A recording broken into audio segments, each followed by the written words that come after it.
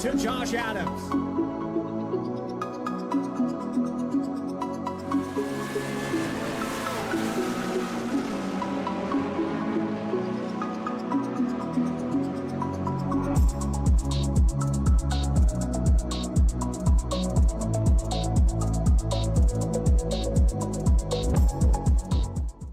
Racing isn't easy, but experiencing it is. iRacing puts you in the driver's seat with the industry's leading sim racing game. Drive on laser scan replicas of the greatest racing circuits from around the world. Go head-to-head against other drivers chosen by skill-based matchmaking to ensure competitive racing at every level. Compete across all your favorite series. In officially licensed cars, engineered to deliver the most accurate driving experience possible.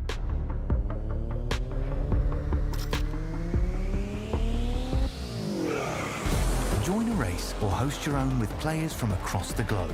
Race against the computer or in a league with friends. Feel the thrill behind the wheel. Visit iRacing.com.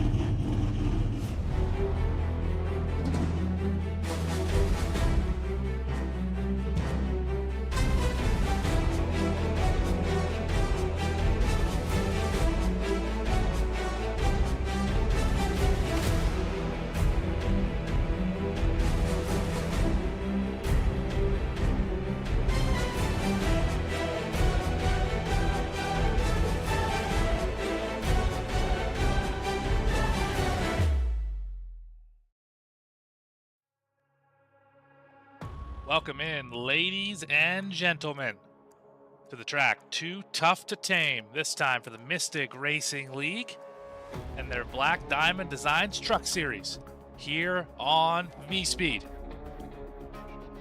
This race presented by Tier 1 Setup Shop for the Tier 1 Setup Shop 185 here at Darlington. I'm your host and producer, Morgan Cook. You are watching VSPEED. If you haven't already, take a moment, like the video, subscribe to the channel so you don't miss a moment of this great racing action. Notification icon will make sure you don't miss any of the action as we stream pretty much every day that ends in a Y. Now let's chat about this racetrack. Darlington Raceway opened in 1950, was the first paved, I'm using air quotes, super speedway. Of course, that was pretty fast. Back in 1950, very peculiar design, the egg shape.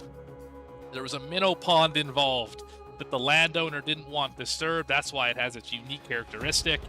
It has a very unique groove right up against that outside wall because the flat part, which is about 80 feet wide, if not a little wider than that, was supposed to be the racetrack. But they figured out midway through the first race that that runoff area, in case you got out of control, was actually much faster to run on. And for the rest of time, you run right up against the wall, flirt with the Darlington stripe, and you try so very hard to dance with the lady in black. Very difficult racetrack, 1.366 miles, 25 or 23 degrees of banking in the corners. It is not variable banking, just the two ends are completely different. Watch out for that turn 2 wall. It'll get you every single time. It's definitely going to claim a couple drivers here tonight. Just about to hit the grid, see where your favorite driver qualified. Some not able to get laps in.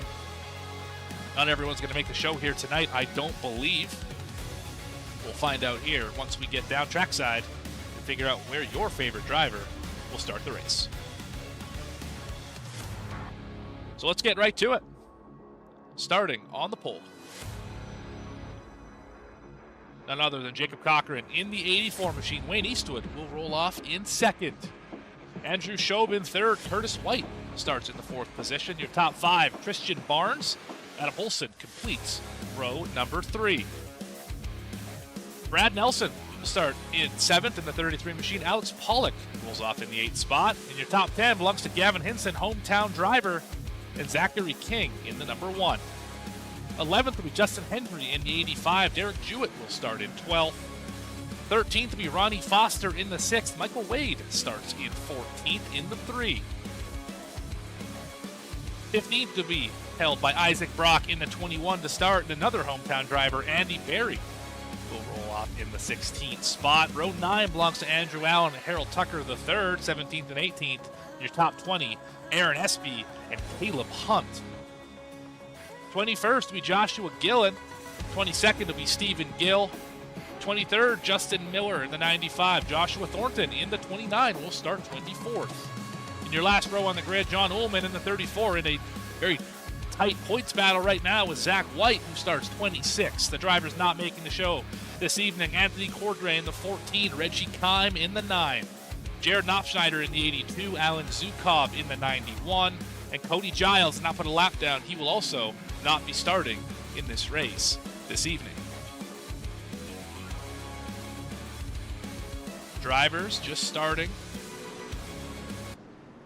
to roll off of their starting blocks. Let's have a look while we have that opportunity to look at the race analysis here this evening. 135 laps will be the scheduled distance this evening. Pit road speed is 45 miles an hour.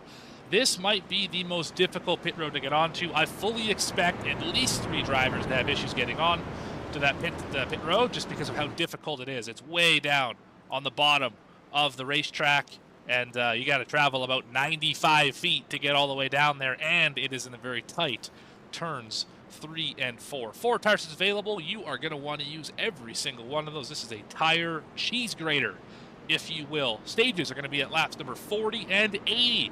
Perfect time to take those tires.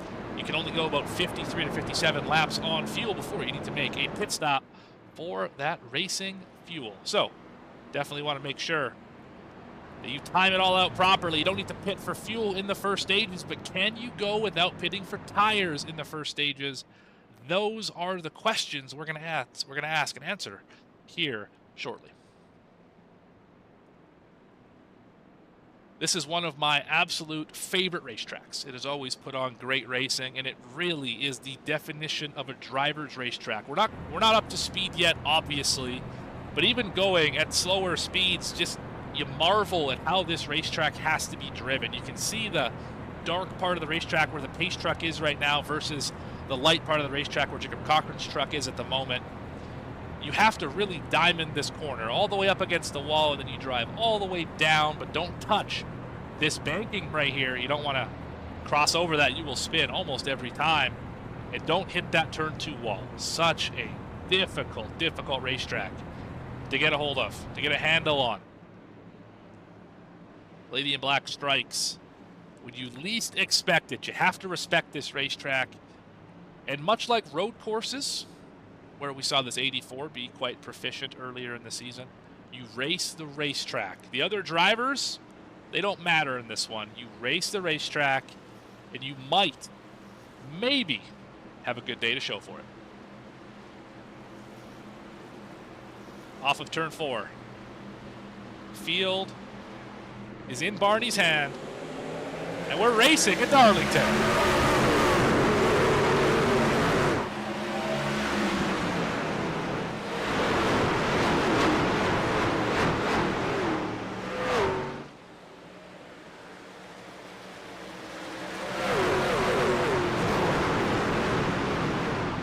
Caution is out already. 92, Alex Pollock backed into the fence. Not necessarily by his own doing.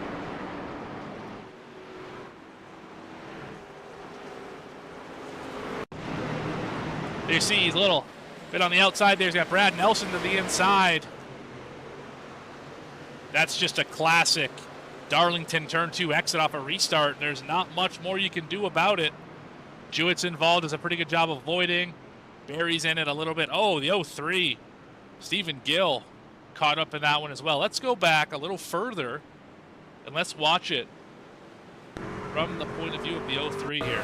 So he's well back of this incident. You can see that red truck up against the wall. That is the 92 of Pollock. So we're about 8 rows back. Smoke, where do you go? Where do you go? Where do you go? All the way to the bottom. And here comes the 33. That's a tough break right there. That's going to be damage for both of those trucks right off the rip. You might ask, well, what do you do to avoid that sort of incident? And the answer is, well, try and give a little bit more room. Ideally, don't go to double file through there. You pretty much have to be single file to get through that area of the racetrack. And learned early. We had a comment in chat from Alex Pollock that it's over/under on cautions tonight's 9.5. A lot of drivers I talked to earlier in the or before the race started are smashing the over button. They think it's going to be over 9.5 cautions. I have my doubts. I'm thinking under. Of course, this lap 1 caution without even getting through turn 2 is not making my prediction look any better. Up at the front, however, Jacob Cochran leads from the pole. Wayne Eastwood hanging out in second. No change in the top 2. Curtis White in that Ron Hornaday throwback. He is up a position. You'll notice as well, a lot of drivers today running throwback schemes. It is, in fact, throwback weekend. There's some good ones out here as we get down to the choose.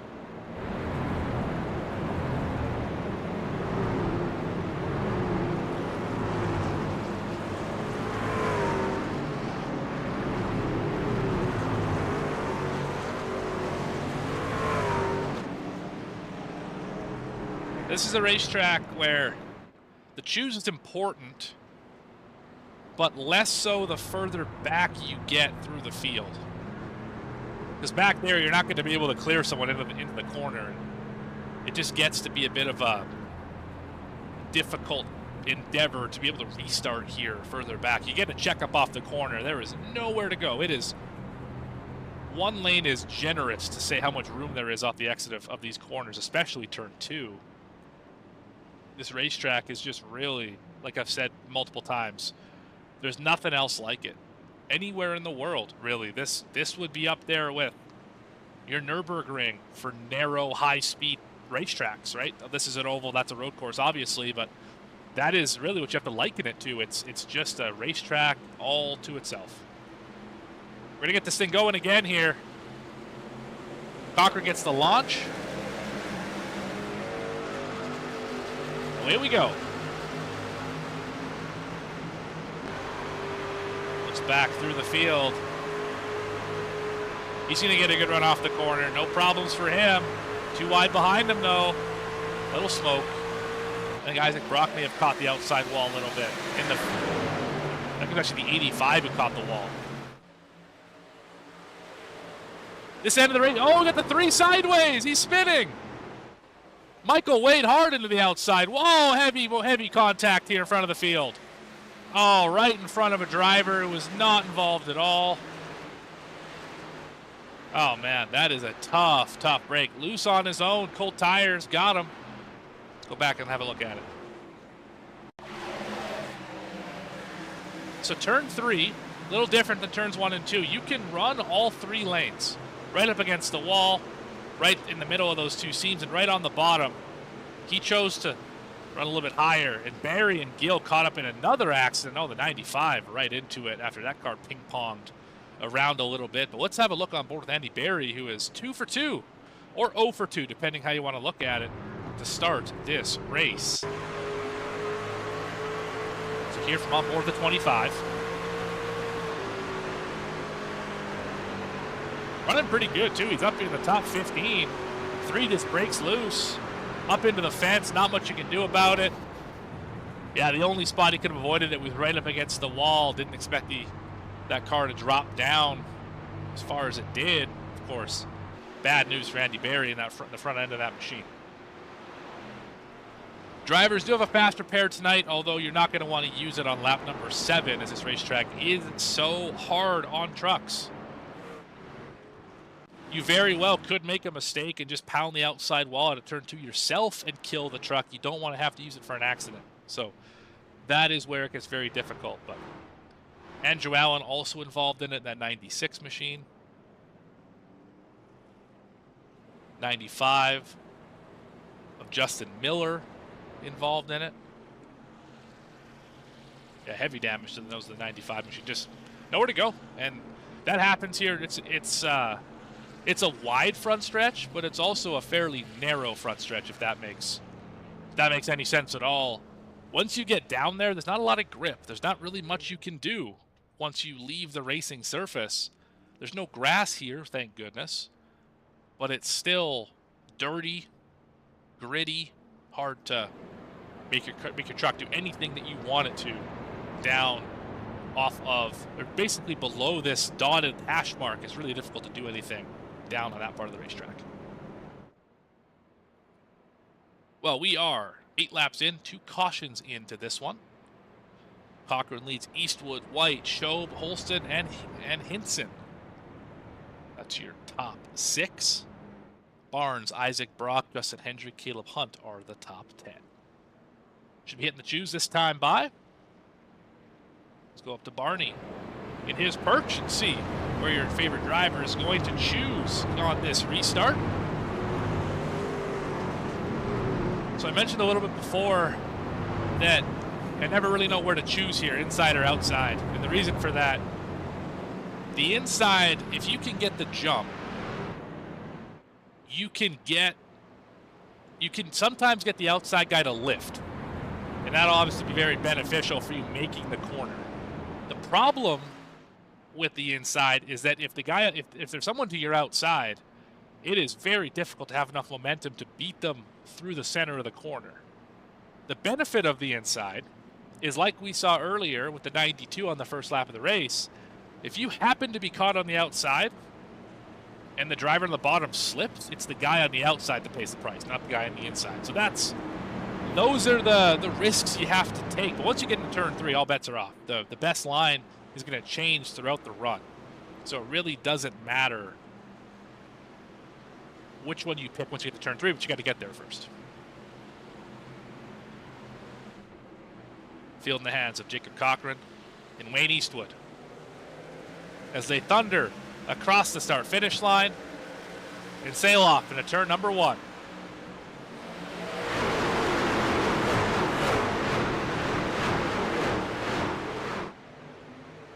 So look at that 84 machine leading the way. Everyone's able to get off the corner exactly as expected.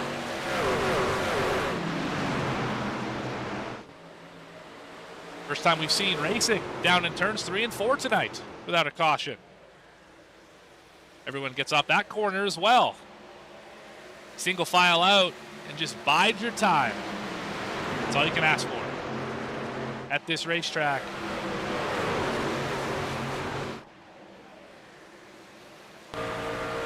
Off the back bumper, Gavin Hinson. And back that Adam Holston machine. Looks to the inside. Not quite able to make the move. Stephen Gill is having some issues. I think he may have disconnected from the session. Driver of the 03 caught him in a couple accidents already.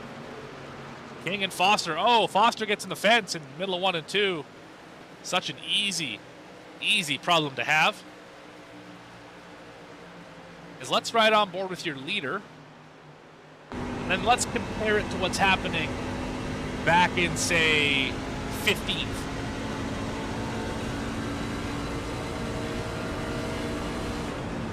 So let's watch his steering wheel here. So he's straddling an upper seam, drives it down the racetrack so he doesn't hit the wall. Got a truck way down on the bottom there. And he chooses to run the middle lane. Maybe even a little bit on the bottom, dive in the exit. That's a lap for your leader. Let's have a look back at Derek Jewett here. He's right behind a very loose number 29 of Thornton. Here's what a compromise line looks like into turn 1. Here, how much he's pedaling it. He was able to clear there. Driver's almost wrecking behind him. And then he's choosing to run the bottom lane, this is my preferred line here. Wash up in the center a little bit, get a really nice diamond off the corner. And of course, this lap time was impeded by the traffic. You see how hard it is to pass here. This is unlike any oval that is out there. You can say, oh, well, it looks like Twin Ring Motegi. Oh, you run up against the wall. You do that at IRP, or you do that at some of the mile and a halves. But there's really nothing like it. Every racetrack is compared to this one because of its difficult nature, because of its unique characteristics, because of its basically being the first paved super speedway in the States. Right? This is where you would go pick up a car from the dealership, down the road, drive it to the racetrack in 1950, run 500 miles, and then take it back to the dealership on Monday and say, I'm done with it. It's yours now. It happened.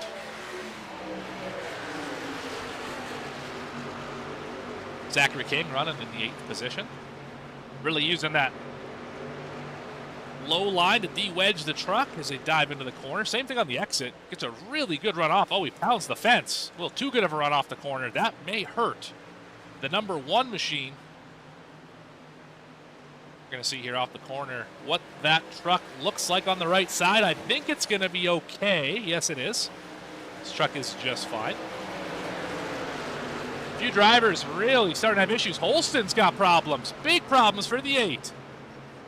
Has lost a ton of time. We're going to have to go back and see why the 8 is struggling. I bet it's right off of that turn 2 wall. This was the lap before. High above the racetrack. A little Jimmy Johnson throwback on that 8. To mention, we're going to try and talk about throwbacks as much as we can here throughout the event.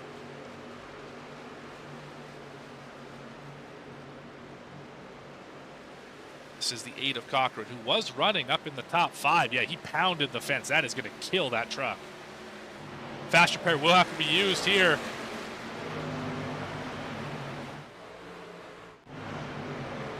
He's just hemorrhaging time. He was up in the top 5. He's now fallen back. He is about 2.4 seconds slower than the leader right now. That leader, of course, being Jacob Cochran, who is highly contested here.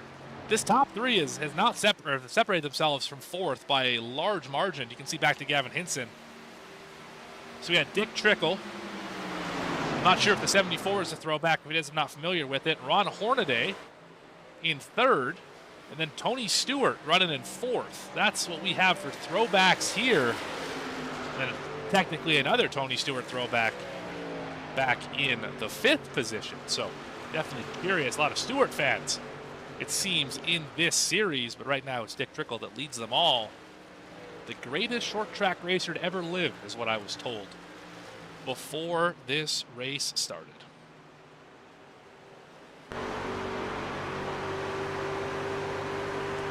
Off the back bumper of Jacob Cochran. Driver currently off the racetrack right now is Andy Berry with the meatball flag. He's already used a fast repair. It's going to be not quite a day ender, but it's not going to be a good day either for the 25. He will finish likely in the 26th position. Oh, big dive to the inside for Eastwood. Drivers having issues further back. Hendry, I think, caught the wall. I think Hendry's got big troubles with that 85. Let's go back and check it out. Fighting with Bruce.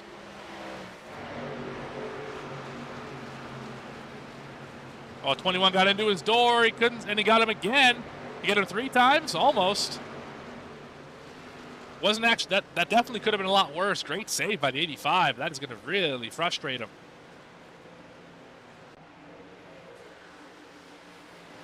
And now Curtis White trying to make a move on Wayne Eastwood. Goes all the way up to the high side. As the leaders are catching Alex Pollock, who is really slow off the corner, so going to check them all up. Run available for 3rd. Will he take it? He will not. 3 trucks in the frame, all battling for the lead here, 24 laps in. just past halfway in the stage. Of course, lap 40 is when that stage is going to come out.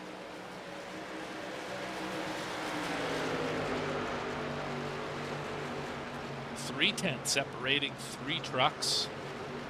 Let's go a little further back here. Caleb Hunt is pushing Zachary King down the front stretch. That is less than ideal for both of those trucks' sake. Of course, we saw King pop the wall earlier. Damage clearly not hurting that machine too much.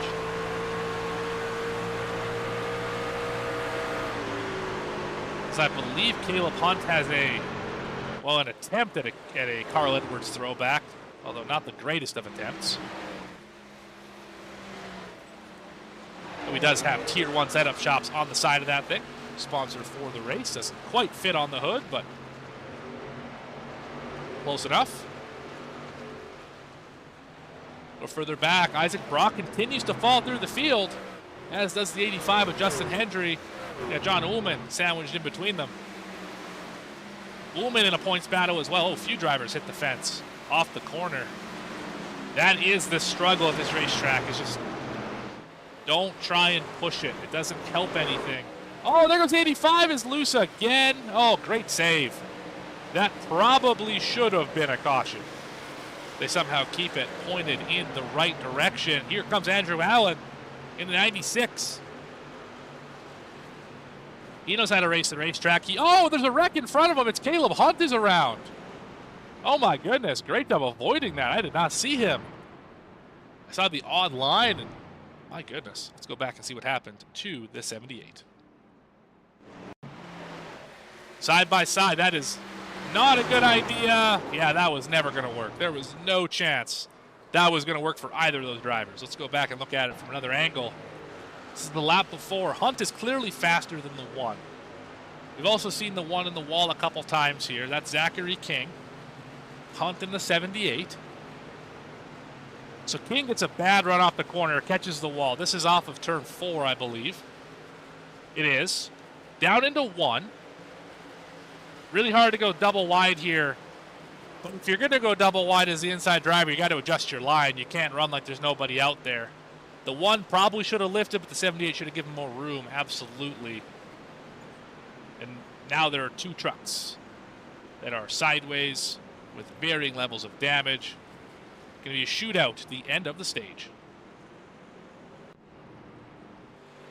This could be an interesting time for drivers in terms of if you need stage points, you just want tires set you up for the rest of the race. This is an interesting time to get the damage fixed too. If you damage fixed, that was a great time for that.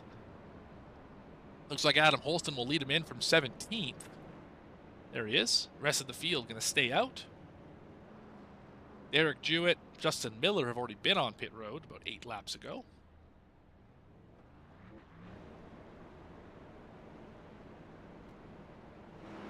Look high above this egg-shaped racetrack, looking towards turns 1 and 2. Right, we are right on top of the minnow pond, I believe. I don't remember if it was out of turn 4 or if it was out of turn 2. I don't quite recall. Regardless, this racetrack has also gone through some major reconfigurations. Of course, the front stretch used to be on the other side. They used to run turns 3 and 4 as turns 1 and 2, and vice versa. As you can see your favorite drivers choosing down on the left-hand side. So much history at this facility. It's really unbelievable. All the greats in the sport have won here. Dale Earnhardt was excellent here. So was David Pearson. And Petty got it done here. Jimmy Johnson. Kyle Busch has won here. Kevin Harvick has won here a number of times. Denny Hamlin's won here. Stewart's won here. The list goes on and on and on. Waltrip, Cale Yarborough. And just, I mean, it's an absolute who's who of NASCAR drivers have won at this racetrack. It's also been the site of Cinderella stories. Regan Smith got a win here. A fairly surprising win back in, I believe, 2011 over Carl Edwards. He earned it, but it was just an interesting turn of events that got him here. One of those racetracks that just, if walls could talk,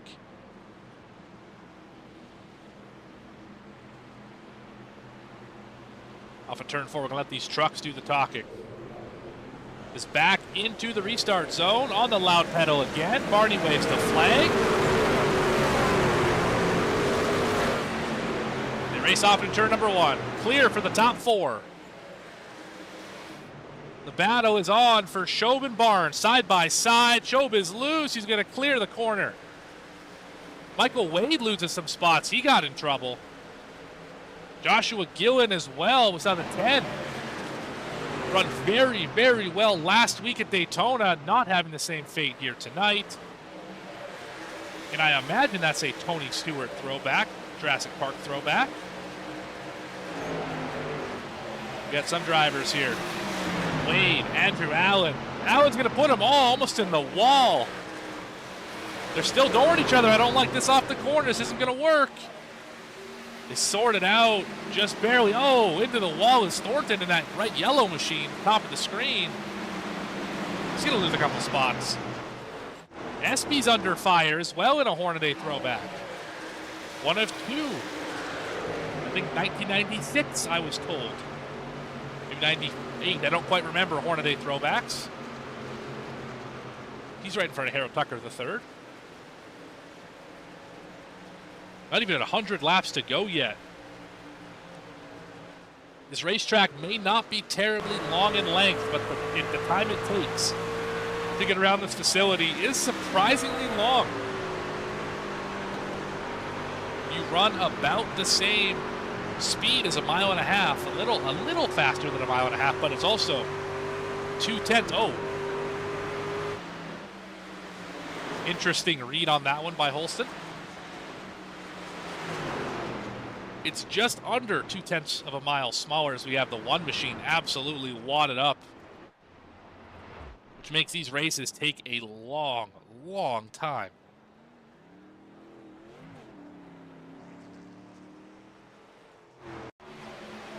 There's the 1 trying to pass. Where are we here? Trying to get around the 95. This is a carbon copy of what we just saw.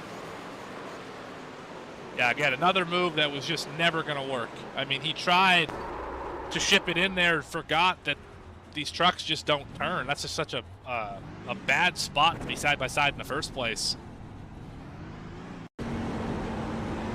So he gets a much better run off the corner than the 95 does. I will give him that. Absolutely great run off the corner for Zachary King here. But this is such a low percentage move. I mean, there is no way you're making that corner. Especially with Allen right behind him, especially with the truck to his outside. I mean, even if there was no truck there, he was going to smack the wall. I mean, it's just Darlington's a really hard place to race.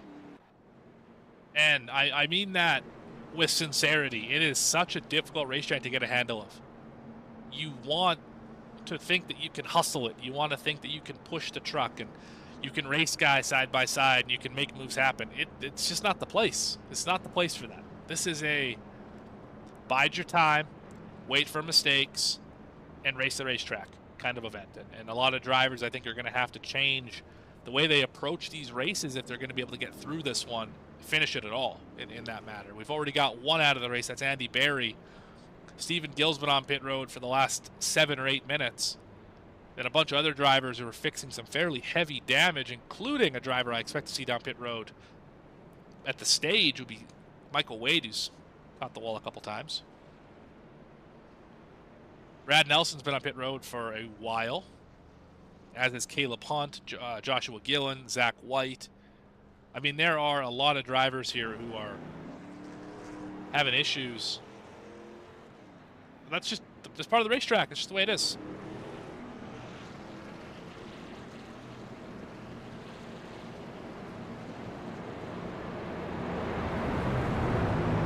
At the choose.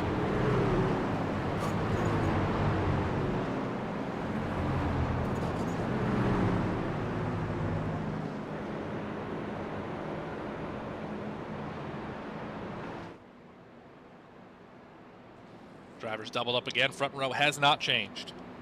Jacob Cochran leads. Wayne Eastwood in second. Every other position has changed, save for 21st and Joshua Gillen.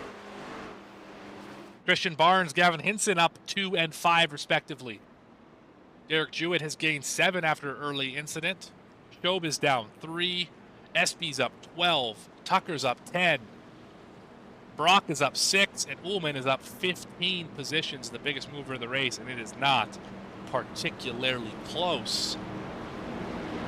Drivers on the other side of that, down a dozen for Holston, Nelson, and King. Pollock down 16 positions. Curtis White is down 10 of them. Let's ride on board this restart off the back bumper of Jacob Cochran. The back bumper, Jacob Cochran. Into the restart zone, we are green. Eastwood got right to his quarter, couldn't quite hold it.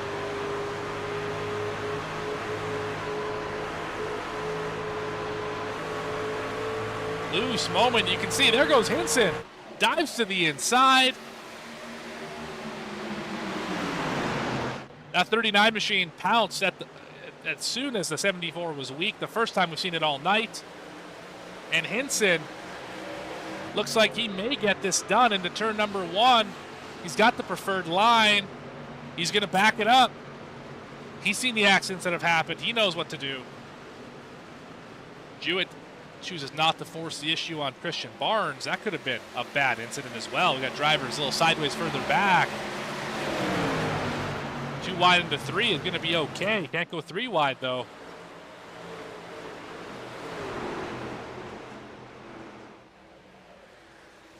Somebody moved these walls. Recent iRacing art update has caused some of my cameras to maybe not be as well positioned as they used to be. So apologies for that if you're seeing me clip in and out of the walls. That is obviously not my intent here, but things do happen. Oh, we got a wreck in front of us here. Espy's part of it. Michael Wade, I just mentioned, he's probably going to want to pit. No caution. Why is there no caution for the 3 who's fishing? Oh, big crash. Andrew Allen. Zach White's in it. Where is the caution flag? Oh my goodness, stage is over, but at what cost? Wow, that started way farther back.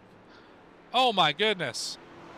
There's an example of the wall fading in right there. Apologies for that. Goodness gracious. Let's have a look at the 3. Oh man, that's a hard hit. So here is kind of where it started. The 3 and the 79, we were watching this a little bit. We moved off of it for just a moment. Obviously the wrong moment.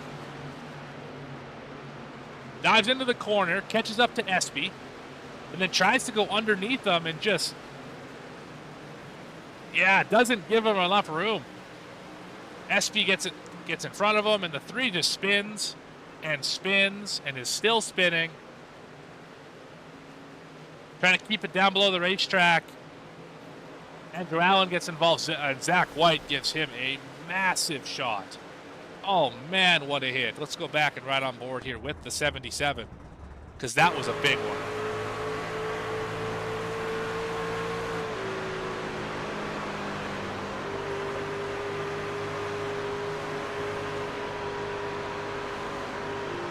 So you can see trucks scattering down the straightaway. And all of a sudden, there's the 3. I'm not sure if that was target fixation, but there was a lot of opportunity to not drive at that particular lane of the racetrack, and that's just a tough incident all the way around. Back to the live shot. Your stage 1 winner, maybe Jacob Cochran.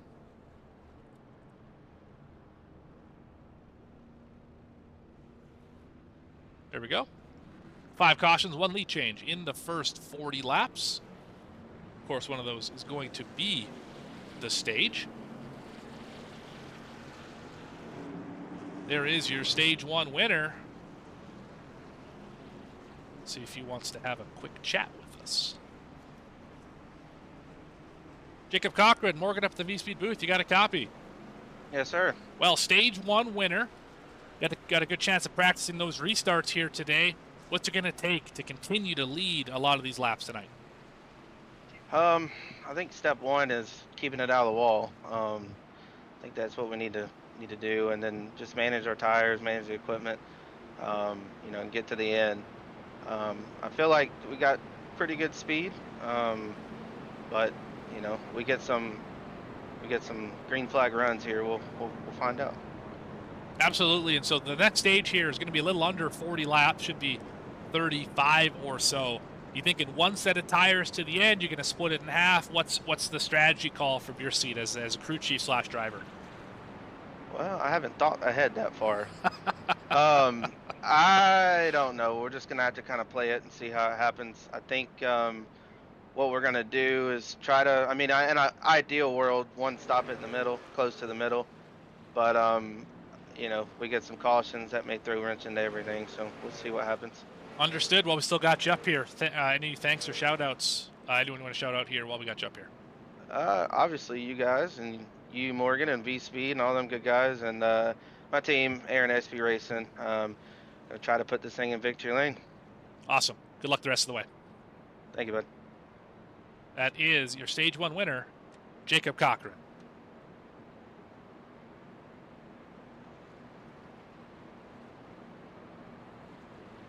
Tempers flaring in the chat. Darlington, that's just the way that it is. Starter cam. There we go from the perch of Barney. Here's where all your favorite drivers are lining up.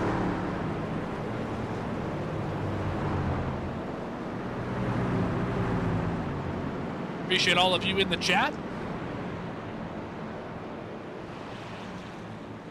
If you have anything you would like to know about this particular event, do drop it in the chat. Love the interaction. The fans here on VSPEED. If you want to be a part of the chat, make sure to go check out the membership you can get here on the YouTube. So you can help support us. I've been your lead and producer, Morgan Cook, and you, of course, are watching VSPEED. If you haven't already, make sure to like the video, subscribe to the channel, hit the notification icon so you don't miss a moment of this great racing action. We have a new leader for the first time today. It is Curtis White. And Justin Hendry, of course, in the second row is Jacob Cochran, your Stage 1 winner. Zachary King, who we've seen into the fence a few times, he's in the fourth spot. What will this restart have in store for us? A different look for the first time today. Into the restart zone, the 06, it's a great launch. He will be clear by 2, make it 3.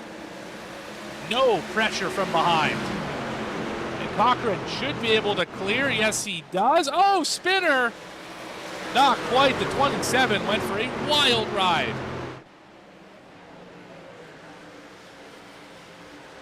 Christian Barnes, we see this a lot. Fast race car just catches himself in a bad situation. Saw it right there. Able to somehow make it out of it. Caution's out. Brad Nelson, I believe. No. Oh, Justin Miller in the 95. This is one of his first races. From my understanding, he just joined iRacing here in the last week. So getting a crash course at Darlington, one of the most difficult racetracks to do that in. Let's have a look and see what caused him to get damage on all 4 corners. Took a little self-spin. He already got rear damage. Restarting beside Aaron Espy. Got Thornton in front of him. This is off of turn 2. Nothing too crazy here yet. I'm thinking loose, yeah, loose on his own. Oh, up into the wall in front of Thornton. And then trying to save it, crashes on his own again. That's where the caution comes out, so. 29, wrong place, wrong time. That truck is destroyed. You need a fast repair for that one for sure.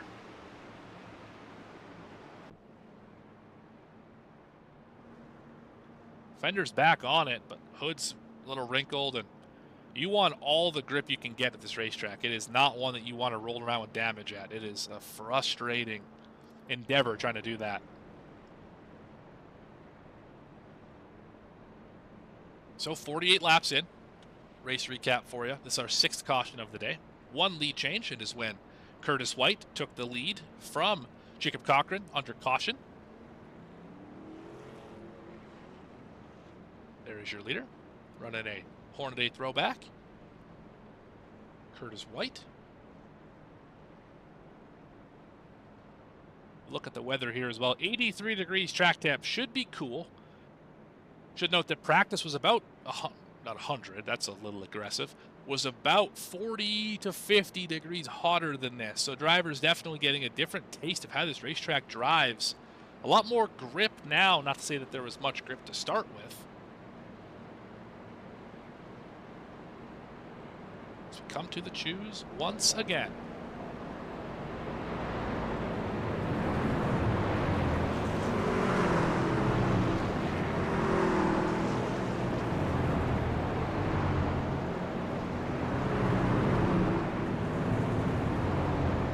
On the schedule, there are 2 races left before the playoffs. There's this one and the next week at IRP. Make sure to tune in here on VSPEED so you don't miss a moment of those races. Determine who is going to get that final transfer spot. Will it be John Ullman? Will it be Zach White?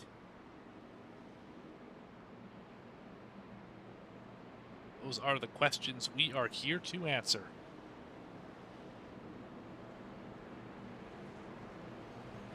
So, it's been a tale of a couple races here. If you're up at the front, you're just trying to keep it out of the fence, keep it out of traffic, keep all the fenders on it, not wrinkled and all that. If you're further back in the field, just survive. Try and get to the front, try and get on an island.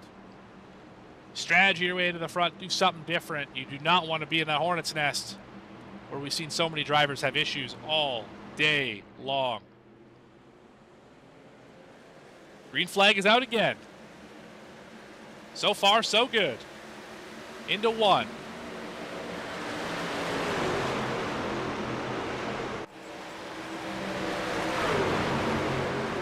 '74, '85. They sorted out. So we get single file all the way back. Hinson makes a big move to the inside.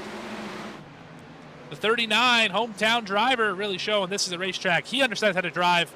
The 06 had a big moment. We're going to go back and check it out in this replay. He lost a lot of positions. Curtis White did. See if they get through turns 1 and 2 first. That's where it's all started. Looks like everyone's going to get through just fine for now. Oh, 27 in the back of the 1. Oh, my goodness. Big hit. Back to Curtis White now. Further back here. So this is on the restart, so we'll see the whole lap. Eastwood is currently the leader here, so it clearly impacted the 84 as well. We'll get back to the live shot in just a minute. We are on a replay.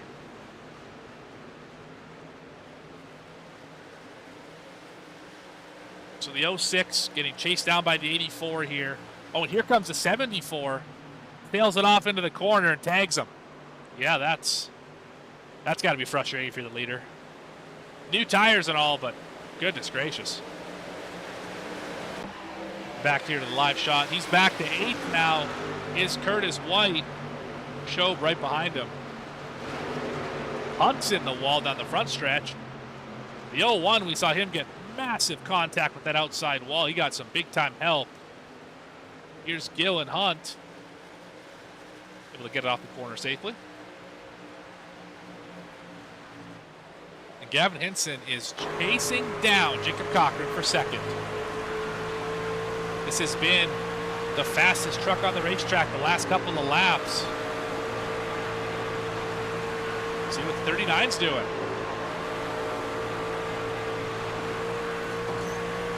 Bit of a moment there off the corner.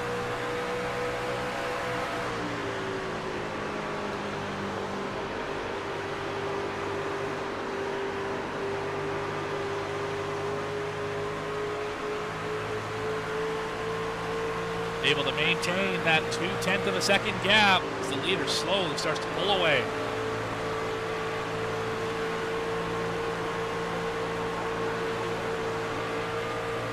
Little better off of turn 2. Still not quite good enough.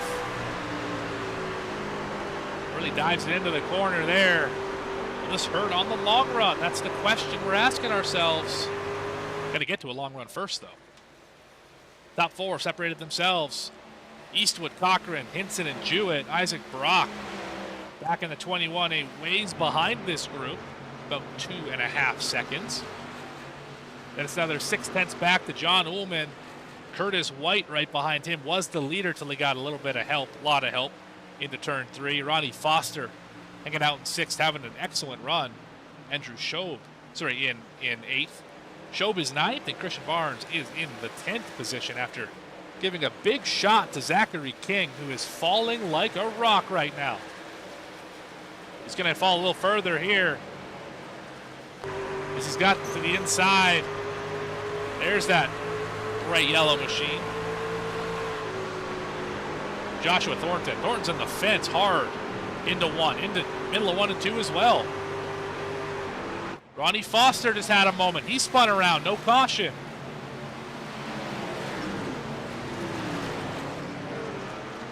He's going to fall all the way back to the last driver on the lead lap. First driver 1 lap down is Alex Pollock, who brought out the first caution. Zach White is 3 down after repairing damage. Justin Miller has left the session. Stephen Gill is the last driver running, currently 10 laps down in the 03. He's been in a couple of them. Was still at the fast repair though, but he has not had a great day in that 03 machine. Little, not mistaken, that would be a throwback to a Bobby Labonte scheme, I think. Could also be Dale Jarrett-esque in that 03, but that is for someone else to determine, not for myself. Back up to Ullman. He's getting pressured by the 06. Oh, big slide off the corner.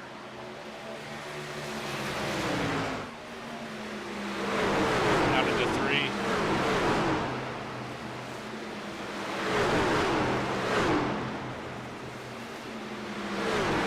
Gillen had a moment. I think it was off of turn 2. Saw him lose some spots. Wayne Eastwood has got control of this race. 20 laps until the stage. Is he able to get a stage win?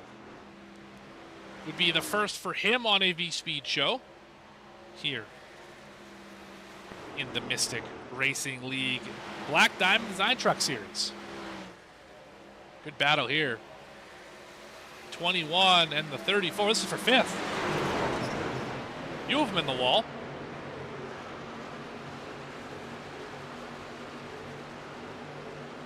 Both get off of turn 2 nicely. Ullman gets that momentum. Will he be able to close in as we have a battle for the lead? We just saw that gap for the 74 was about a second longer last lap. He got hung up behind the 92. And here comes Cochran. It's 2 tenths. Hinson is only 7 tenths back. Jewett lost a lot of time in that transaction.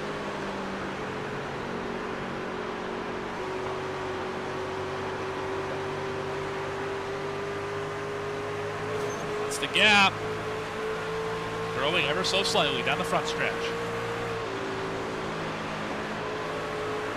84 gets back to gas, or 74 gets back to gas better.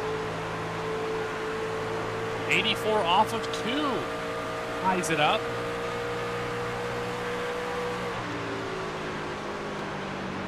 Who's faster in turn 3? It looks like the 74 is. 84 got a great run in the center. Cochran getting a lot of time. Center off of turn 3 and 4. Curious to see if that continues here for another lap. Oh, he's in the fence. That's not going to help. Big wall contact as Curtis White is falling back to the field. He had a big problem off of turn 4.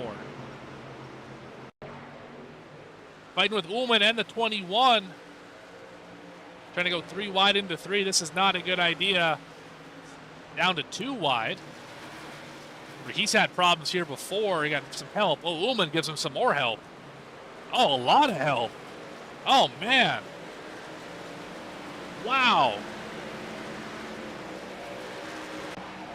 I'd expect some gift baskets if I was the 06 after this one. Pollock with the meatball flag. He's on pit road. 21st. The 2 Hornaday trucks getting close together for the first time tonight. Back in 13th and 16th. Espy trying to chase down Caleb Hunt. Hunt on the high side. Espy on the bottom. Definitely the longest run we've had of the race so far. Drivers finally starting how to learn how to drive this racetrack.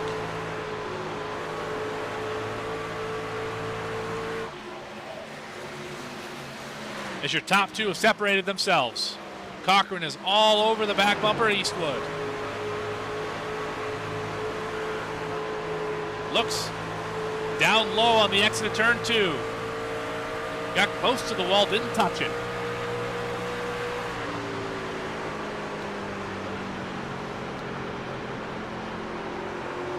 Appreciate that. Ace High Racing. Shout out in the chat. Appreciate it a ton.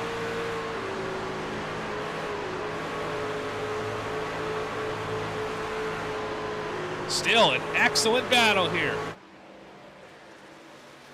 We've seen the 84 lead all the laps in stage number 1.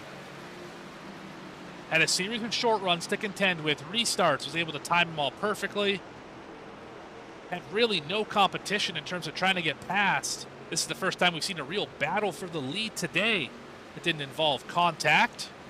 Of course, that's how the 74 got the lead, contact with the back of the 06. They chased down the 1. Zachary King could determine who's going to get this. The 74's in the wall. 84 sliding off the corner. Off the back bumper of a lap car. Hinson's driving for all it's worth in third, so him loose off of 2. He's in the wall in 3. If you don't think drivers want it, I mean, just watch that last lap for your top 3. We got leader in the wall, second sliding off of turn 2, third sliding off of turn 2. Everyone is trying to get everything they can get right now. Oh, they caught the lap truck in the worst spot. That hurt Cochran a lot more than it hurt Eastwood. Can Hinson get by? Yes. Good battle back here for 7th as well. We got Ullman, Brock. They're still tied together. They've had been all day.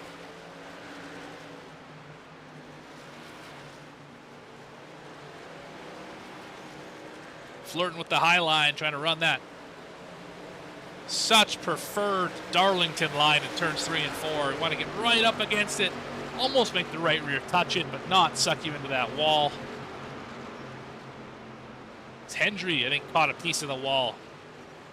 Holston on the rebound. Remember, that truck was fast, up in the top 5 early. He fell back after damage, up to 11th again. So some speed in the 8th. As we are past halfway. It came pretty quickly, actually. Definitely been an exciting one. Here in Darlington, 6 cautions, 2 lead changes, 1 caution for the stage. Eastwood leads, Cochran, Hinson, Jewett, and Barnes your top 5. Ullman, Tucker the third, Show, Brock, and Hendry your top 10. Ronnie Foster with the black flag, probably for pit entry. As we close down to the end of the stage. Under 10 to go until we determine who's going to win stage number 2.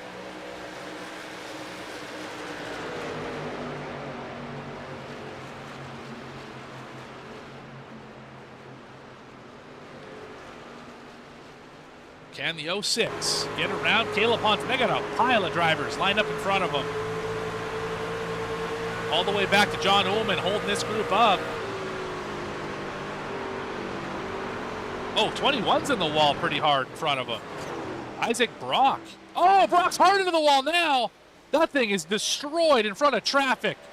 Is there going to be a caution? Yes, there is. The 21 discombobulated in the center of the racetrack.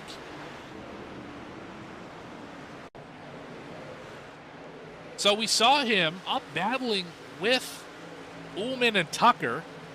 Had a moment, fell back into the lap of this is Hendry.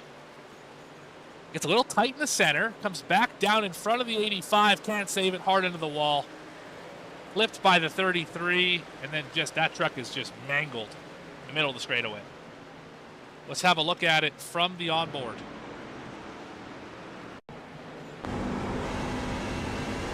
This is onboard at 21.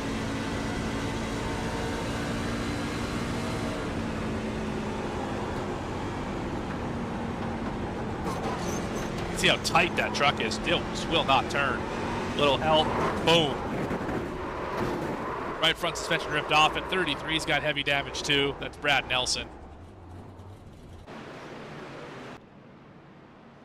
And high above this racetrack, we are running out of trucks. Wayne Eastwood with a penalty. Too fast entering it seems. Your leader going to fall through the field. Oh, that has got to be a very frustrating thing to have happen to you. He is the first of the drivers to pit. He will pit from first. Top 7 stayed out here. But he should fall back. He should restart about 18th behind Zachary King. Only Pollock and Gill are running that are not on the lead lap, 20th and 23rd, 4 and 21 laps behind respectively. Isaac Brock, Ronnie Foster, Zach White, Justin Miller, Michael Wade, and Andy Berry have retired from the session. That's Darlington, though. This racetrack is abrasive. These walls will get you every single time.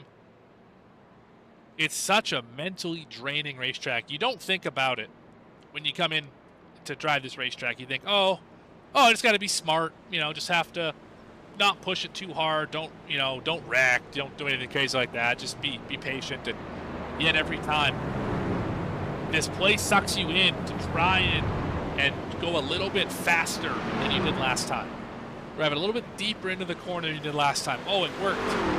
I had a little bit of room to spare as I slid up the racetrack. Oh, I can push a little harder now, and it gets you in trouble. Oh, I can make this 2-wide pass. I'll breeze by this guy into turn 3. Oh, now I'm sideways in the middle of the racetrack. Which you've seen a number of times here tonight.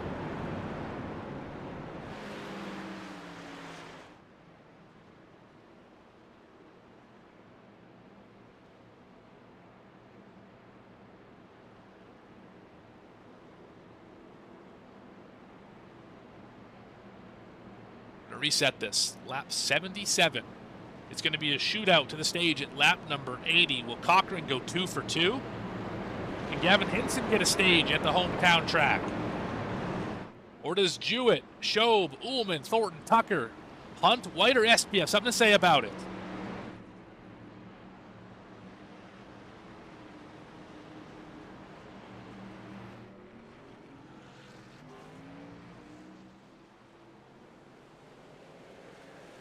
Here we go. Green flag is out. Old tires. You can see him wiggling on the restart.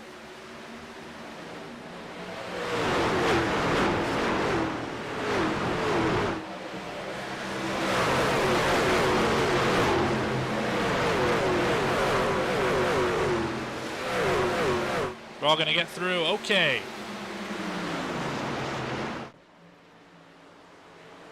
'78 lead, or sorry, 80. How about the 84 leads? Houston Martin Truex Jr. dominating this racetrack.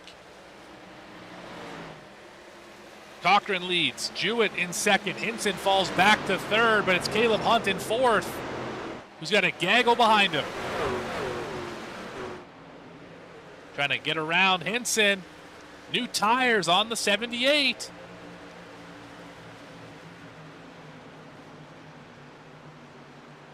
Driver who... Oh, he's going to try the move. It's not going to work. That was aggressive, ill-timed. Curtis White is going to take advantage. White might get a 2 for 1 here if he's cautious about it. Tucker gets put in a bad spot. He's going to lose a lot of ground. He's back to 13th, right behind Espy. But it's the final lap of stage number 2, and Jacob Cochran has a 7/10 of a second lead.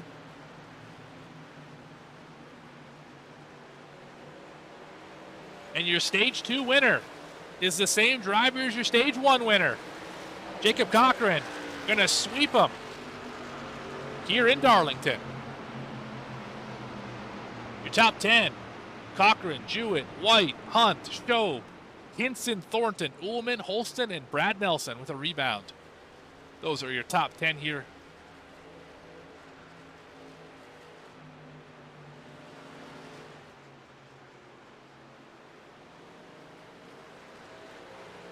Get the brooms out.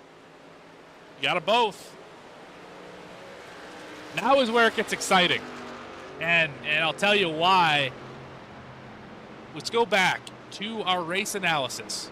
53 to 57 laps of fuel was the window.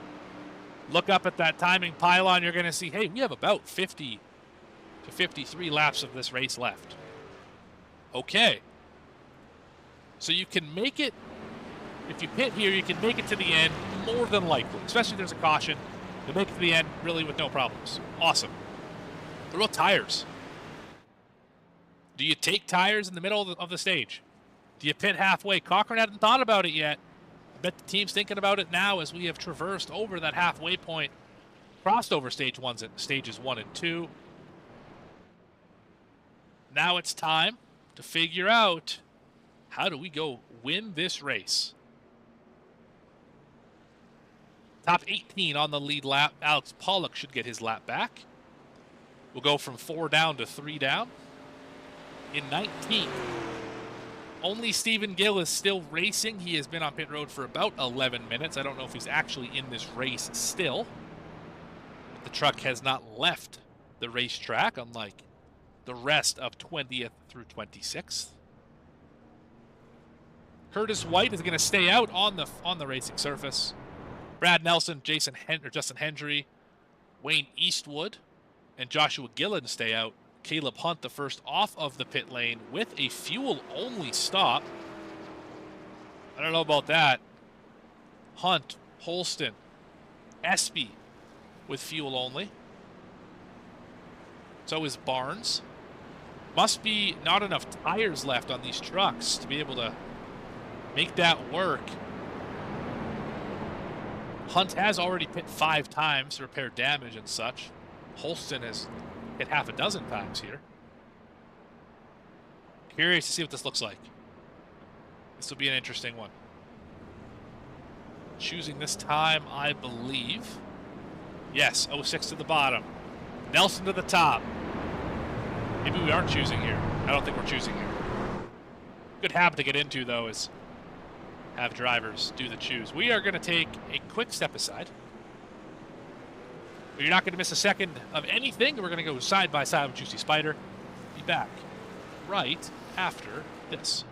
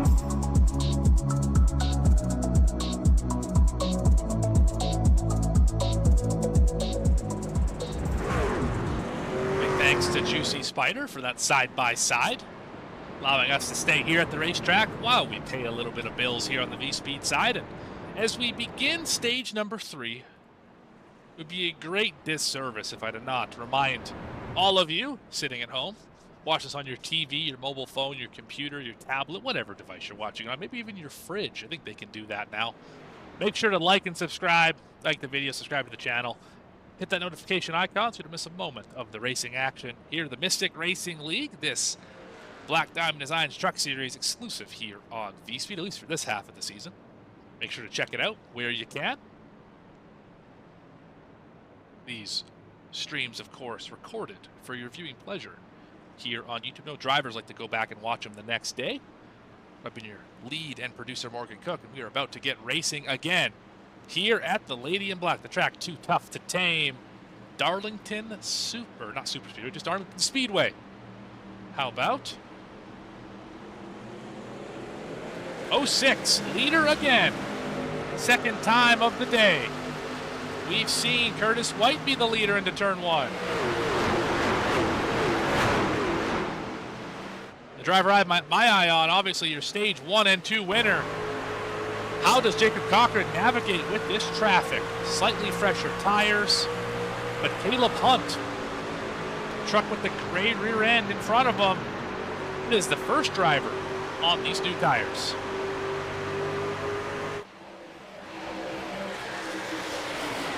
Cochran to the inside. He's going to be able to get Gillen, who's in the fence.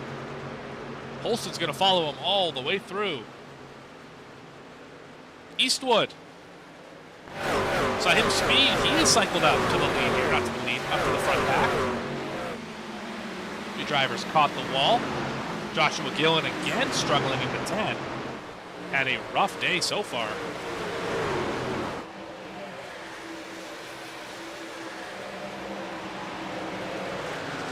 He's just going to pull over to the side here. Hinson having issues on the pit sequence. He is up now to 13th. Definitely not the run he is hoping for. He's expecting to win every time he comes out here. Might be able to see that tonight if things fall just his way. Brad Nelson doing a great job in second here. He's got Hendry all up the rear bumper. Can Hendry make a move into one? It looks like he will, as they go side by side. Have to fall in behind the 33 will, and here comes the 74, Wayne Eastwood, who may have led the most laps today. 25. Cochran has led 48. Not even close, really. Doubled up on him, almost, to Jacob Cochran. Curtis White, the other driver lead laps today, he has led 15 of them around this facility. Currently commanding a .8 second lead. That's what that gap looks like.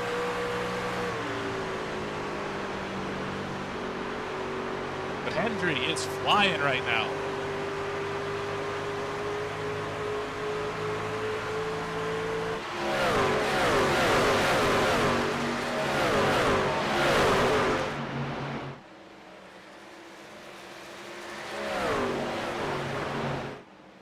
Rocket through turn number 2. Oh, Hunt's going to get spun. Oh, man. And he's not going to hold the brakes. There they are. Caution still not out. Still no caution. Interesting. Let's go back and check it out. Oh, he spun. I think he spun right there, trying to get it fired back up. They're doing the tango here. Just a case of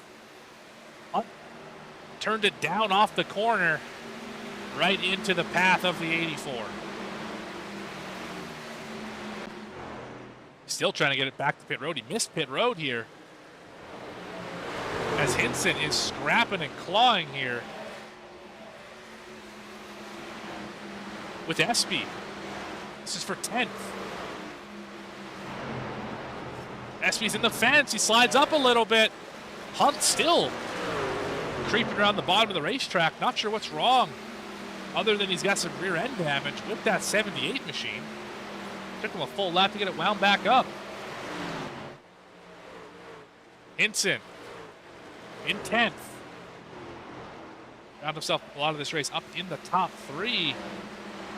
As everyone sort of sorted themselves out, spread out a little bit. Closest battle is Cochran trying to chase down Nelson, who's fallen back a few positions. He's let Hendry and Eastwood by him. And down to the bottom. Should easily clear the truck in the wall. Yes, he will. Cochran, your stage 1 and 2 winner. He's going to go back to the 4th position. He's got 3 more in front of him. If the 84 is going to do the sweep, do something magical. Only 40 laps remain in this race. There's not a lot of time to get it done. Will we see a pit stop? He has 7 lap fresher tires. You have to wonder, do you pit? Do you stay out? How much will those new tires be an advantage? Let's look at the last lap time, and we'll compare to the fast lap time. So most drivers running in the low 30s, Eastwood with a 29.9. That is where all your field is running. Now let's look at the fast laps, and try not to let your jaw hit the floor too quickly here, as they're all in the mid to 29 second bracket. So we are already, after 12 to 20 laps, a good number off the pace here. As Eastwood gets around Hendry falling back.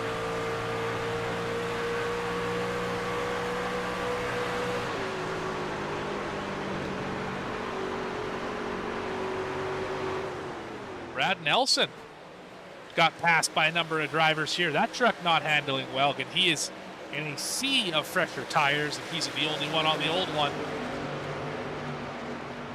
It's a lot like being in the middle of the ocean with just a volleyball, I would imagine. You probably could have got that movie at Blockbuster back in the day. Pack of Sour Patch Kids as well. As Hinson is rolling right now. Look at him. Gonna pass Schoblich. He's standing still.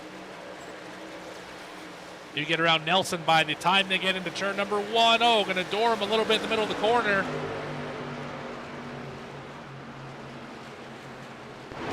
Oh, into the wall hard is the 33.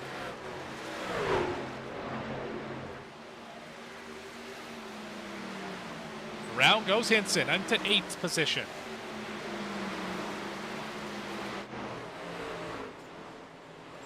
Olson's up in the fence. Jewett's going to get around him.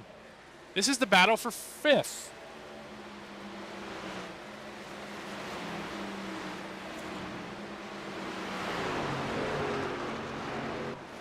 Cochran has caught up to the 74, a driver he chased a lot earlier in this race. 74 is going to block to the bottom, not going to make a difference here.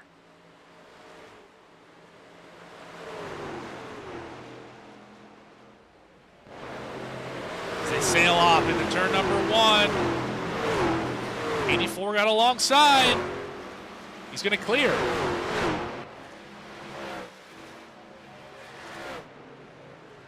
Cochran up to 2nd.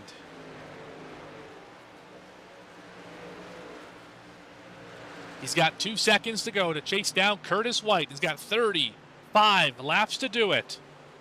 We'll check out on that battle in a little bit. Gavin Hinson still passing trucks. He's going to get around Adam Holston if he can clear him off of 4. No, not quite. Holston with a big move. Going to let the 39 go here. 39 might just take it anyway. And Shope trying to make that move work. He's going to get loose off the corner. No harm, no foul.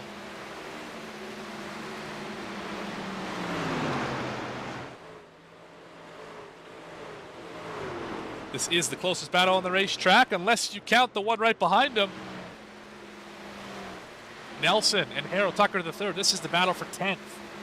Nelson has gone from 2nd all the way back to hang on to the top 10 here on this run over the last 20 laps or so. Tucker III just not quite having the pace I think he expected here tonight. So we just saw the 27 have a bit of a moment as Hinson's going to screen by him as well. Up to 6th now for the 39, that Tony Stewart throwback. Looking a lot like Tony Stewart right now. He's got 1.5 seconds to catch up to Derek Jewett, the admin box machine. Then from there, it's Hendry, Eastwood, Cochran, and White. A few laps ago, I mentioned that Cochran is about 2 seconds back. Well, it's down to 1.2 and getting smaller lap after lap. Curtis White doing everything he can do to maximize speed in the 06. I also question, can he make it to the end on fuel? It's going to be tight. I think he can.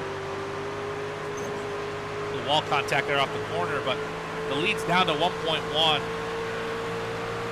and there isn't exactly cavalry around to help.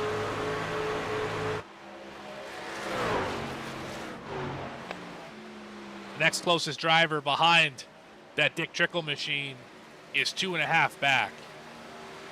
As we ride on board with Jacob Cochran as he tries to reel him in. It's under a second now.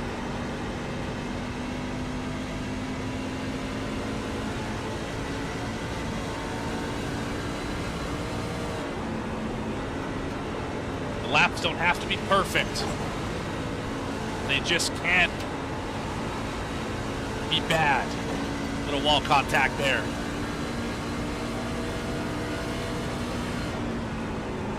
Big gain into turn number 3. That's where all the time is. You can tell the 06 is getting really tight. Doesn't want to turn. Saw the steering wheel of Cochran. Let's see what it is for White now.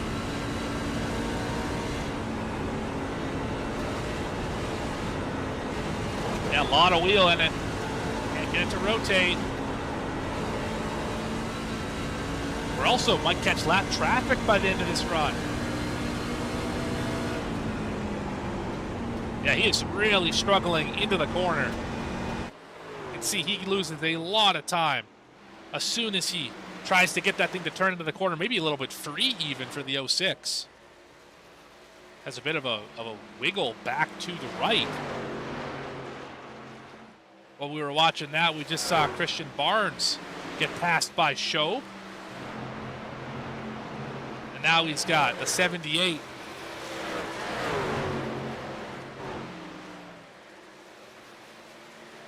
Right on the back bumper. Of course, Caleb Hunt is 6 laps down after repairing damage. And Cochran is there. It is under 0.3 of a second now.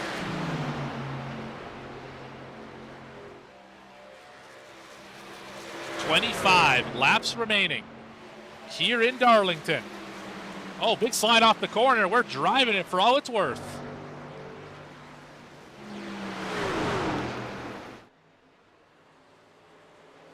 .06 to the bottom, 84, matching him in the tire tracks. They sail off down the front stretch into turn number 1, both clipping below that dotted hash mark.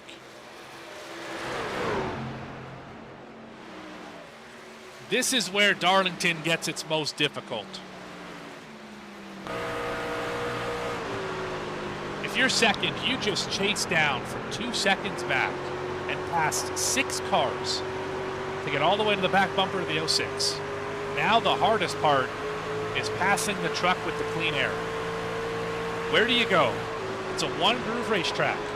Turns 1 and 2 is essentially the same. Small adjustments here and there you can make to try and get a run. The pass is almost going to happen. Into 3.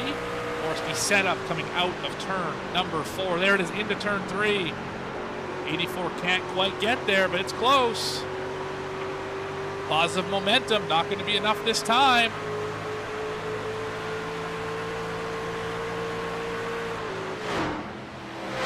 And we are catching lap traffic as well. Don't look now, but Alex Pollock is not too far in front of him. This could change who your leader is by the time they get around this 92 machine. Oh, big downshift in the center. That truck's struggling to turn. Will Pollock get out of the way? Will he stay where he is? It's got to be affecting the aero of the 06 right now, regardless of what he's doing.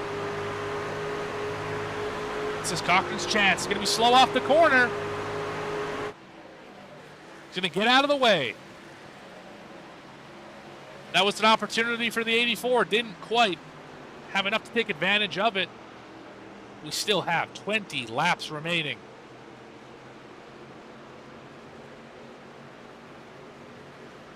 Some other great battles on the racetrack. Harold Tucker III. Currently in a battle, trying to chase down Christian Barnes. And don't look now, but Gavin Hintz is up to 4th. And he is chasing down Wayne Eastwood.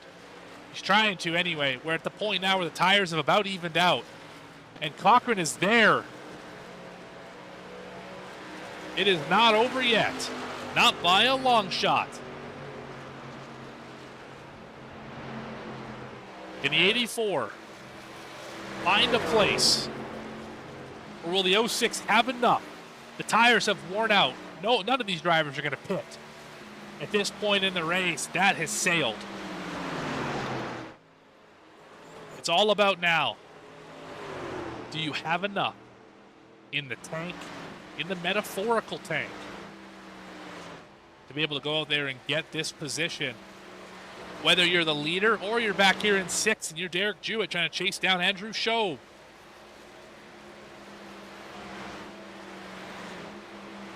In fact, I believe Schob just got around Jewett. In fact, that would be for 5th for the 69 machine. Maybe you're Christian Barnes trying to chase down the 85 who's slowly fallen back throughout this run.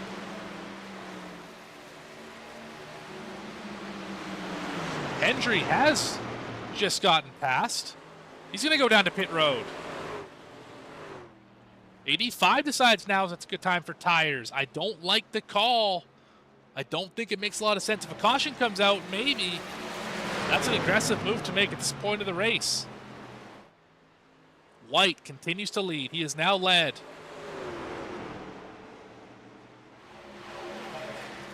"44 laps, closing in on becoming the highest lap leader of the day. Of course, Cochran at 48.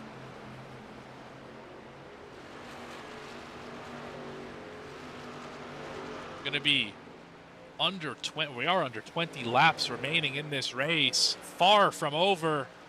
Been a long green flag run since we went back racing here at about lap 85. Still have not determined, not by a long shot, who's going to win this thing.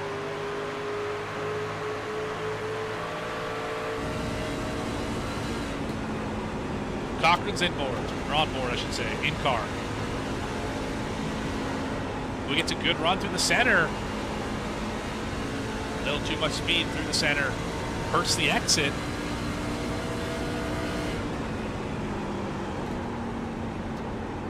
It's going to have to be down here in turn 3 and 4 where he finds something. He used to be gaining a lot of time into the corner. That has gone away. The tires have evened out.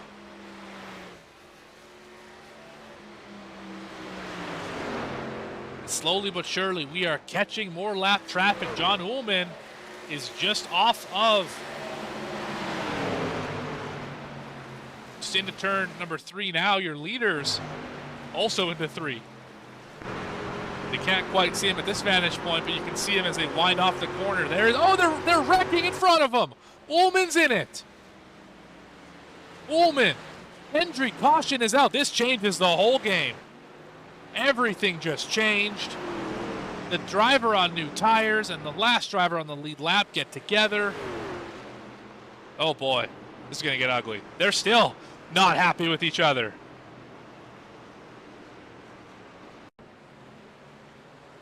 This is what happened. Oh, loose off the corner for the 34. Not intentional by any stretch. It's going to feel that way when you get right reared on the straightaway here at Darlington. We've seen that boil over with Kevin Harvick and Kyle Busch and others. Ryan Newman. List goes on and on for what happened in that day, but Gentry into the back of him saying, "What the heck, man? Why'd you right rear me?" Obviously not intentional, just a racing incident. Can imagine there's probably a few words going through the head of the 85 right now, and they're probably the same words that Curtis White's feeling. So we're on pit road. The money stop. Do not speed. Don't speed at all. Put 4 tires on it. I would think you could probably consider two tires. It's a risky move. For track position, it might work, though.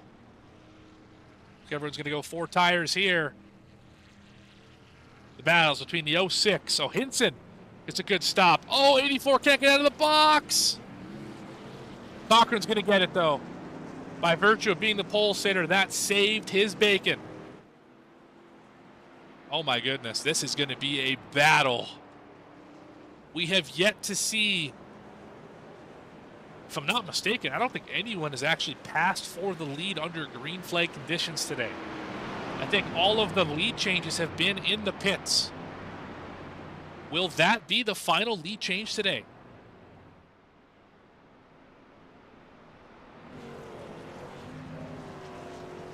As Cochran is out first. White in second. Eastwood, Hinson, Jewett, Schob, Holston, Nelson, Ullman, and Joshua Gillen are your top 10. We're going to take another step aside here, but we're not going to miss a single thing here, courtesy of Juicy Spider. Don't go anywhere. Be back right after this.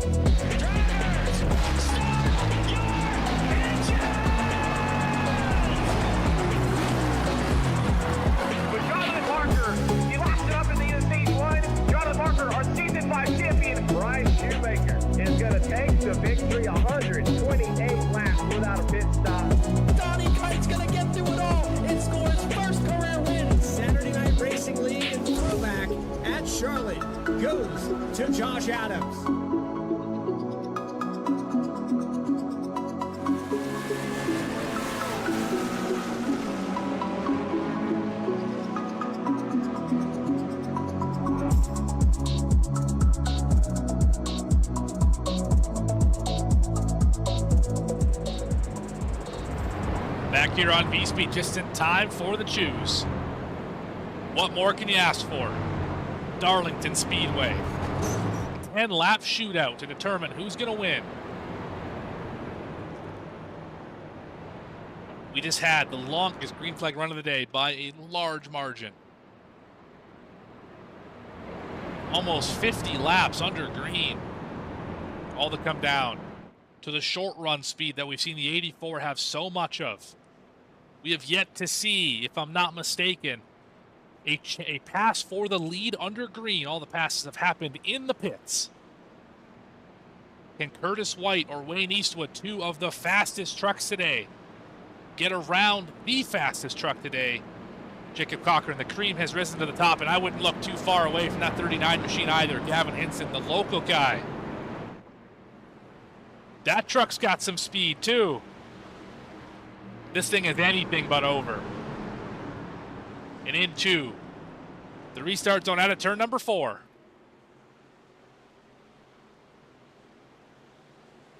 Will this be the final restart?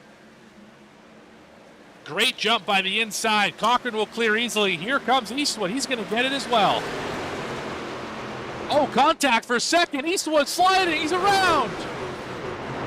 He's still sliding. He can't quite save it. Oh, great driving. Unfortunately, chance to win. It is gone. Eviscerated. And now down in 3 and 4. The 06 has a shot at him, but he's going to have to get a lot closer than that. Here comes Hinson. Cochran driving away. Hendry side by side with Gillen.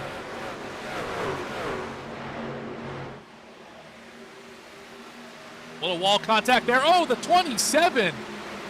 Christian Barnes with a moment here. Where is the 27? There he is. He's wrecked. Caution is out. Oh, man, we saw this truck wiggle and wobble all the way off the corner.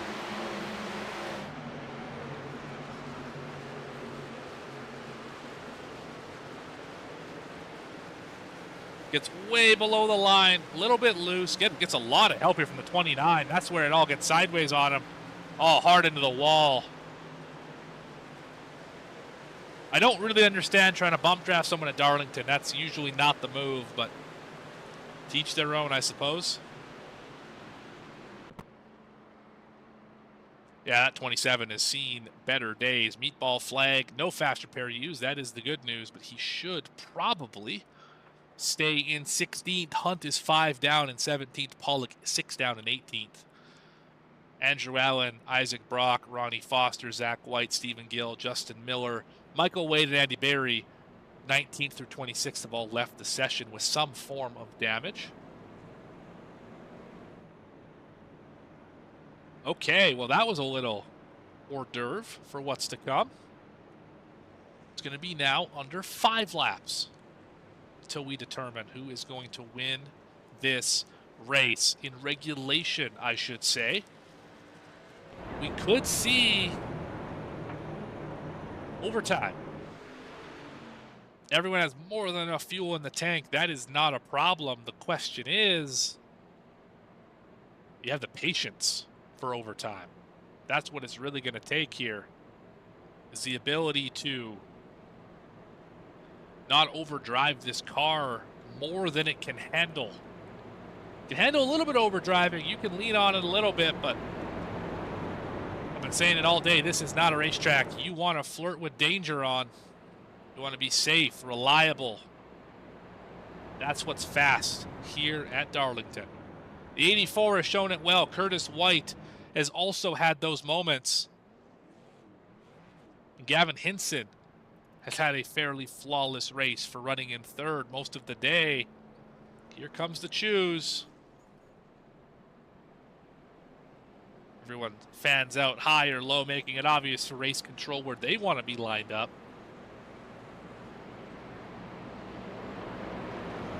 But all eyes are on your front 2 rows. Derek Jewett making an appearance in that group as well. Haven't seen a lot of the 45 tonight. Not up in the top 5 anyway. And Andrew Shobe makes an appearance. And how about the 8? What a rebound for Adam Holston. That truck was destroyed off of turn 2, running in about this position. Well, all the way back through the field and has fought for about the last 110 laps to get it back righted. And it is back up here in the top 6. The field is 2 by 2. Ready for what could be the final restart. It's going to be 5 laps remaining. Cochran on the bottom. White on the top. Hometown guy in the 2nd row. Green flag is out. Another great jump for the bottom. Easily going to clear is the 84. How about the 39? What does Hinson do? It's alongside. He will clear. And how about Jewett? Jewett's going to use him up. 3 wide. Here comes Holston on the bottom. Holston's going to get a 2 for 1. I think he's going to get passed back. Oh, man. That's a heartbreaker for the 8. He had the run. It just did not work out. But the battle's on for the lead here. 4 laps remain. Can Hinson get a win at his home track? He's 4 tenths away with 4 laps to go. He's going to have to put on qualifying laps, and they're going to have to be perfect.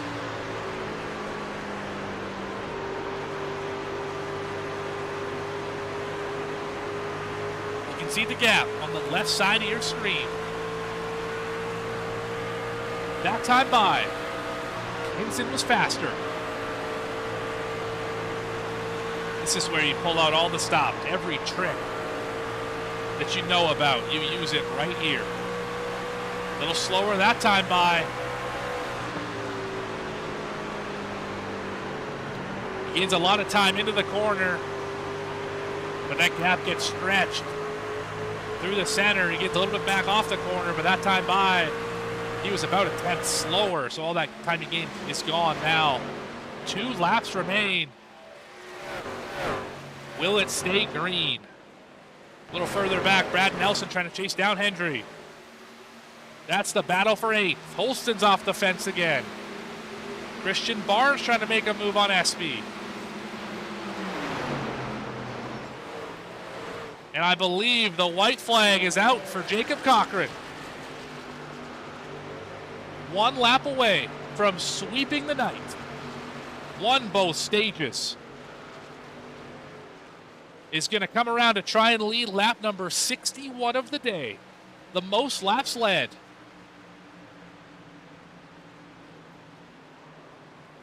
And it looks like off of turn 3, it's not going to be enough from Gavin Hinson.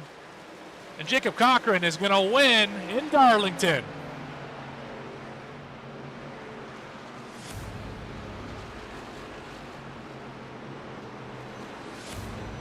Great drive, dominant drive for the 84 machine. And Gavin Hinson got as close as he's been all night, just not quite close enough. Derek Jewett with an excellent third place finish. That is your top 3 here. We'll interview them after we watch Jacob Cochran burn this thing down, go over our results, and take a quick commercial break. Wow, what a race. A little bit of everything here tonight. And Aaron Espy Racing is going to be proud of this one. Guarantee that. See the 84 burn it down here on the front stretch. It's a wide enough racetrack to do so, that's for sure. A lot of racetrack to use. It's going to do the salute. Polish victory lap. A few drivers with damage on that last lap too. Andrew Show, Christian Barnes crash coming to the checkers. 13th and 14th for them. And here is the smoke show these fans have been waiting for. Congratulations, Jacob Cochran, here tonight.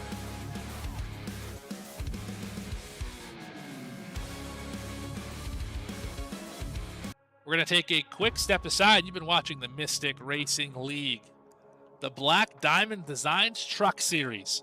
It was a fun one here tonight for the Tier 1 Setup Shop 185 at Darlington.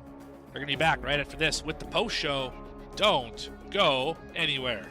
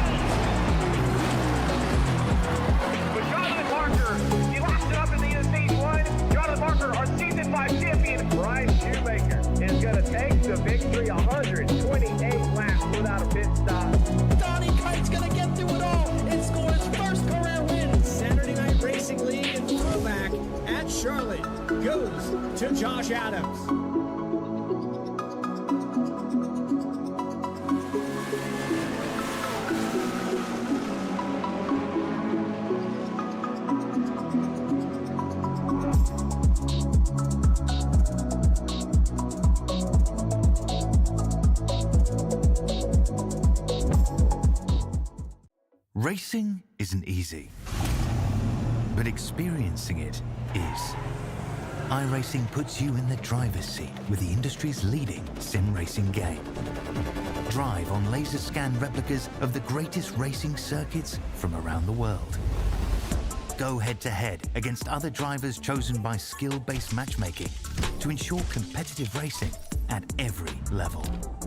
Compete across all your favorite series. In officially licensed cars, engineered to deliver the most accurate driving experience possible.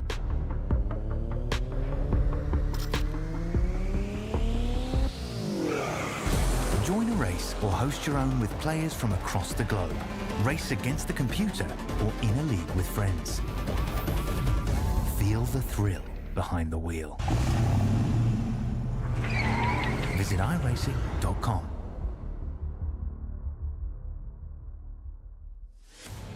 Welcome back here on VSPEED to the post-race show. Results for the Tier 1 Setup Shop 185. Jacob Cochran is going to get the win here tonight, and I was wrong. I thought we were going to be on the under. We were just on the over. The 9.5 cautions, 5 lead changes took place. None of them on the racetrack. All happened on pit road. Gavin Hinson comes up half a second short at his home racetrack. He will finish in second. Jewett's going to finish in the 3rd position. White, after leading laps and having a really good shot at the end of this race, lost it on pit road. Going to finish in 4th. Brad Nelson with a rebound of the day for 5th. Hendry in 6th. Holston, another great rebound in the 7th.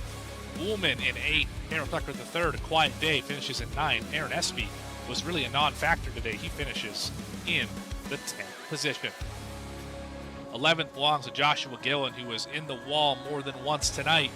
Eastwood had a good shot at the win, got used up on the final restart. He will finish in 12th. Shobe had a shot at the top 5. He'll finish 13th. Barnes crashed with Shobe. He'll finish in 14th. King was in the wall numerous times to start this race. He finishes 15th. Thornton, the last driver on the lead lap, will finish in the 16th position. Caleb Hunt, 4 laps down in 17th. Pollock never had this thing from the start. Caught up on a crash on lap number 1, finished 18th, 8 laps down. Andrew Allen and Isaac Brock, 19th and 20th. Multiple laps down for those 2 drivers. 21st will be Foster. 22nd, Zach White. Stephen Gill, 23rd. 24th will be Miller. 25th, Wade. And Barry, the last driver who's able to start this race. Cordray, Kime, Knockschneider, Zukov, and Giles did not start this event. And that is a look at the results here for the Tier 1 Setup Shop 185. Now it's time to chat with your top 3 finishers. We're going to start off with Derek Jewett.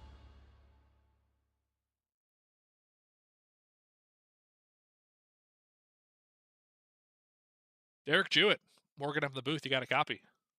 Yes, sir. Before anything, I forgot to congratulate you on your win at Daytona. So congratulations, sir. Great, thanks for that. Appreciate it. Last Friday night was a fun one. But this looked like a great race, and I really enjoyed this racetrack as well. You had an interesting battle tonight. You found yourself hanging out around that kind of 7th to 4th area for most of the night. You end up running at your best at the very end in 3rd spot. Kind of walk me through what this race was like from your perspective. Yeah, so hate it for everybody that was involved in that first lap, first turn wreck. It looked like just the 33 and the 92 just kind of got into it, more like a racing incident. But I had nowhere to go, and I had some damage, and just trying to. It wasn't too significant, but it really affected my race throughout the entire race, and I didn't really want to use that fast repair. But towards the middle to end of the race, I noticed that when we got those long runs, I was probably the quickest long run car. I was catching everybody. My crew chief would let me know what the lap times were that the leader was running. I was running a tenth faster, and so but it was fun. I've never raced the trucks here before, which is crazy, and it probably one of my favorite tracks with the truck so far. Yeah, great to hear that. And you ran well today. I mean, obviously the damage put you far back, like I did a lot of others to start the day, but you rebounded about as well as anyone. 92 was never a factor. The 03 was never a factor. Those are the other drivers caught up in that initial incident. You were able to obviously find yourself back in a reasonable finishing position. Obviously, you wanted to be 2 spots higher, but this is just the way that it goes sometimes. Was there anything at the end on that final restart or the final 2 restarts that you had for Jacob or for Gavin? You got close, but just not quite enough. Yeah, I mean, that was my struggle, to be honest with you, Morgan. The fact that I just didn't have that launch speed. I didn't have that short run speed. I had that long run speed. So when that last caution came out, it kind of threw a curveball in it. I was debating if I wanted to take 2, if I wanted to take 4. When everybody pitted there, I ended up taking 4. And using my fast repair. Thank gosh that I didn't have to, get wrecked. It seems like that's been my luck. But yeah, I mean, overall, the Cochran and Henson. I feel like the class of the field was us 3. We seemed to be up there most of the race. But I'm just happy. I'm pretty sure it's not official, but I'm pretty sure that I just clinched myself into the playoffs. I just had to finish 5 points ahead of The 79 there, I got 1 point. I got 5 stage points in total, and then finishing third. So great points day. We should be clinched into the playoffs. So happy to see that. And we're gonna celebrate. Definitely be a load off for IRP next week. Well, while we got you up here, third place, big congratulations. Haven't talked to you in it's been a little while here. What do you have to say to all the folks watching us here on VSPEED? Yeah, and just continue watching us, man. I think obviously stage one was very very bad. But once we get those kinks out, it felt like a really good race. I felt like we really put on a show for you guys. So I hope everybody enjoyed that. Glad to have the admin box on the truck. If anybody was paying attention, that was a throwback to Dale Jr.'s 2017 Exalta. I think everybody talks about Jeff Gordon's Exalta cars with the flames and everything. This is one of my favorite throwbacks with Dale Jr. I mean, he has plenty, but that Exalta 2017 was really really nice. So and then we got the Gray Ghost tomorrow for the Fall Creek Plumbing Grand National, or the Fall Creek. Oh my gosh, Fall Creek Plumbing National Series. Say that 5 times fast. But Only that yeah, one to you. I can't even say it one time. But yeah, we had admin box, so shout out to Fish for that. Non-typical designs, making my paint schemes. Beast Unleashed, we're gonna be drinking some of that tonight, celebrating this playoff clinch. Joshua Everett's everything he does with Slipknot.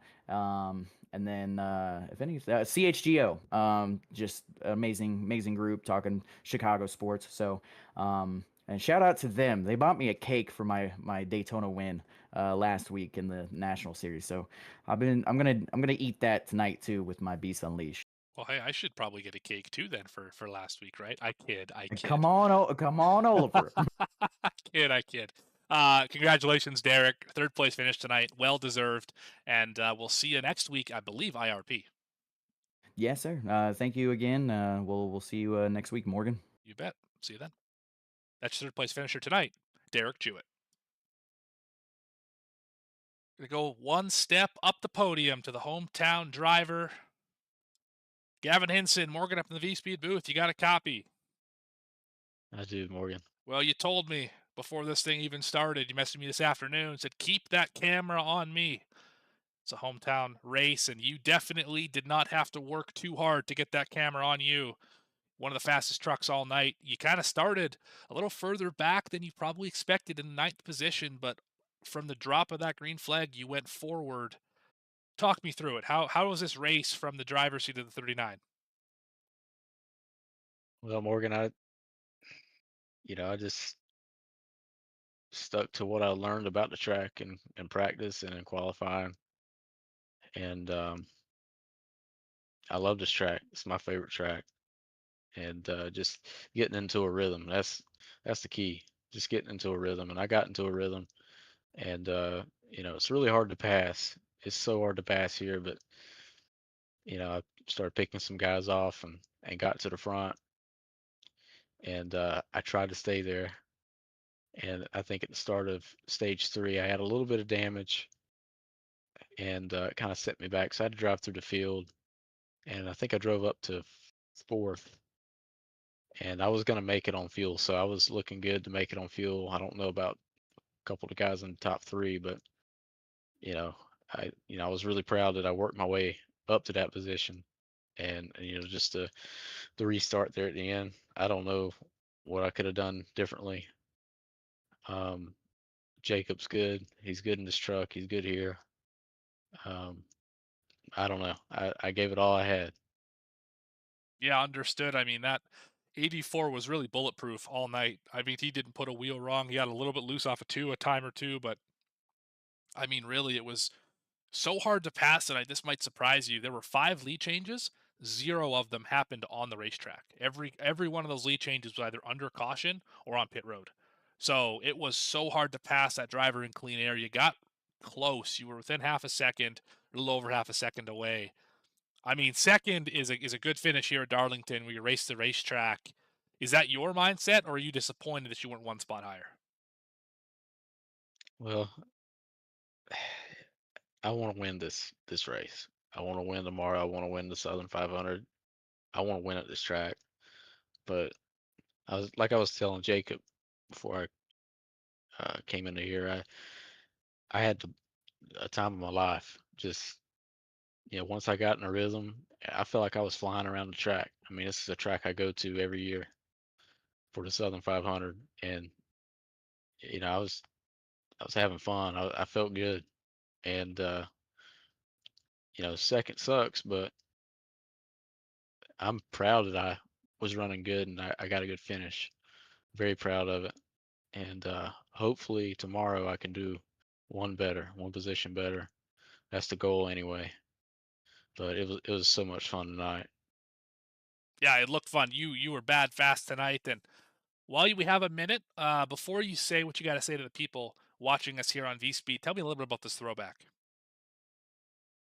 Yeah, it's a throwback to Tony Stewart's 2009 Burger King paint scheme. I think he won at Daytona with it. He did a little bit better than me at Daytona. Um, it's just it's a car that I've always liked, and I remember watching that race, and I was so glad he beat Kyle Busch. He did not wreck Kyle Busch, by the way. I don't care what anybody says. That was a bad block, but I've always loved the paint scheme, and just wanted to pay homage to Tony Stewart. He was my second favorite driver growing up. So that's all I got on that. Gotcha. Well, you're talking to a big Kyle Busch fan, so we will agree to disagree on that fateful evening in 2009. Regardless, Gavin Henson, what do you have to say to the people watching you here on VSpeed Live and the people who are going to go back and watch it tomorrow? I mean, we had our eyes on you all day, and you proved us right watching you for most of this race. Yeah, I wanna shout out my team Water Force Racing with Brad Nelson and Christian Barnes, and we had Curtis White in the field today, good friend of mine. And want to shout out the league. We're getting better each race. We're getting better. This league has come really far. And even though you beat me last week, I'll shout out you too. Well, we might have a chance to do it again tomorrow, Gavin. We'll see. Stay tuned here for Mystic Racing League. Your Xfinity series might see the 51 back in the race. We'll see. They're not going to try and break anything yet. But Gavin, do you have anything else you want to shout out? I shouldn't cut you off, but No, no. you're Okay, good, cool. man. Want to make sure that I didn't cut that off. But appreciate your time. Thank you very much, and a heck of a drive out here tonight, buddy. Well done. Thank you, Morgan. You bet. That's Gavin Henson, second spot here tonight. One driver left on the podium. Driver I've spent a lot of time with here in the last few weeks. Part of Aaron Espy Racing. It is Jacob Cochran, driver of the 84 machine, leader of 61 laps. Your pole winner. Didn't quite get the fast lap. You were close. Gavin Henson got you by just a little bit. But my goodness, man, you had this thing on rails tonight. Tell me about it. Yeah, we just put it all together. We've been fast for a few races and just haven't been able to string one together. But we put this one together, kept it clean, got in the wall a few times, one too many times than I'd like, but for the most part, kept it pretty clean and kept the tires under us. Absolutely. So I might have to start referring to you as an egghead of sorts because the other time we went to an egg-shaped racetrack at Gateway, you flat out dominated that race as well. So here we are a little bit later in the schedule. Obviously, very, very different racetrack. I'm not trying to compare the two other than their shape, but you also sit on the pole, lead a bunch of laps. Is there something to having two ends of the racetrack that are vastly different that suits your driving style? Um, I don't know. I wouldn't say that. I mean, it's definitely challenging. I think you know if you look back at a couple of those races, me and Gavin pretty much were one and two in a lot of those, and those are really line technical tracks. I think that kind of plays into our hand. Um, you know, the traditional mile and a halfs, the Charlottes, the Texas, the Las Vegas is even a little bit different, but kind of similar. But those are just I feel like everybody's good at. These you kind of can. hone in on a little bit more, and really get good and kind of set yourself apart from the rest of them.